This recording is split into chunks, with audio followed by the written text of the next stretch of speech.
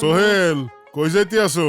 আরে মেম্বার সাহেব, যাইতে আছি আড়তে। কালকার ধরা পাবদার কাইক্কা মাছগুলা মাগুরার থেকে আসা পার্টিরে দাম ধরলে বেচতে দেব। এইটা একটা বুদ্ধিমানের কাম করতে আছো তুমি সোহেল। এইরকম সময় মাছ যা আসে সব বেচে ফেলানোই ভালো। বেশি দামের আশায় ধরে রাখো না।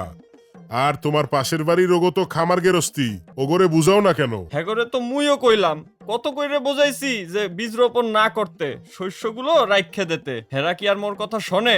এইরকম ঝড় দুর্যোগের সময় কৃষি ও মৎস্য অফিসের সাথে যোগাযোগ রাখতে হয় ও তাদের নির্দেশনা মাইনে চলতে হয়। পুকুরটারেও তো নেট দিয়া ঘেরা দিয়ে রাখা উচিত। ঝড় আসলে পরে বসবে এনে কি ক্ষতিটাই না হইল। আগের দিন আর নাই, সময় মতো ব্যবস্থা নিলে ক্ষয়ক্ষতি একেবারেই কমায় আনা সম্ভব। যা বসতে আছি আর 2-3 দিনের মধ্যেই ঘূর্ণিঝড় আসতে আছে। আবহাওয়া অধিদপ্তরের সংকেত তাই কয়। সবাইরে আসলে একলগে ডাক দিতে হইবে, না দিলে হবে না।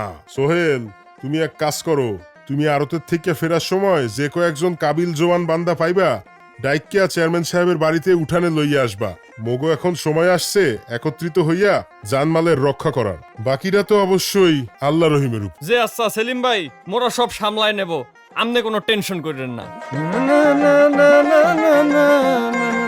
মনে রাখবেন, নিলে পূর্বাভাস জেনে পূর্ব প্রস্তুতি, বাঁচবে জীবন ও কমবে সম্পদের ক্ষয়ক্ষতি। প্রযোজনায় step project consortium, action against hunger, cord-aid, plan international, United purpose.